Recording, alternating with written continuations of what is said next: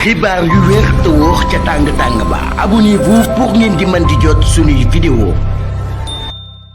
daleen ak jàmm seen chaîne bi di Buzz 221 HD kii di Serigne Saliou Gueye yaakub journaliste bu kenn dootu présenté ci réew mi di Sénégal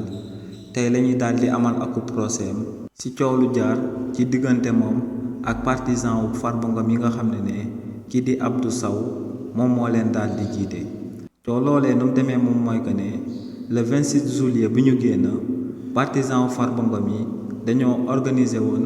akub ngandam manifestation ca biir Ourossogui di daan sàkku ci régime bu bees bi ngir ñu daal di bàyyi kii di Farba Ngom si li ni mel nag kii di Serigne Saliou Gueye mi nga xam ne moom journal bi ñu dippee yor-yor dafa fësaloon ay xibaar daal di xamal sénégalais yi que ne kookee di Farba Ngom dafa génne woon lu toll ak 1 milliard ngir nit ñi ñëw daal di koy uyu ci manifestation boobee mu organisé woon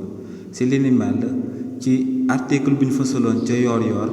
kii Serigne Saliou Gueye dafa xamaloon sénégalais yi que ne Farba Ngom dafa jël lu tollook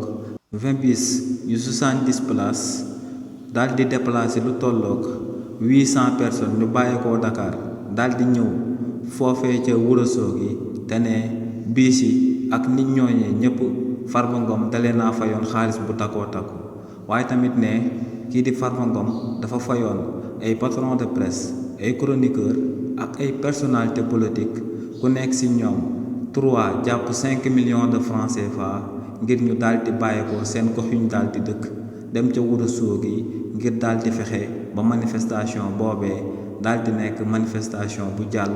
bu am réussite. ginnaaw nag ba kookee di Serigne Saliou Gueye fësalee xibaar boobee ci journalam bi di yor-yor la kii di Abdou Sow mi nga xam ne organisateur la woon jëmale ko ci manifestation boobee di daan am ca Ourossogui porté woon plainte jëmale ko ci jëmm kii di Serigne Saliou Gueye li ni mel nag moom moo sabab tey kii di Serigne Saliou Gueye ak Abdou Sow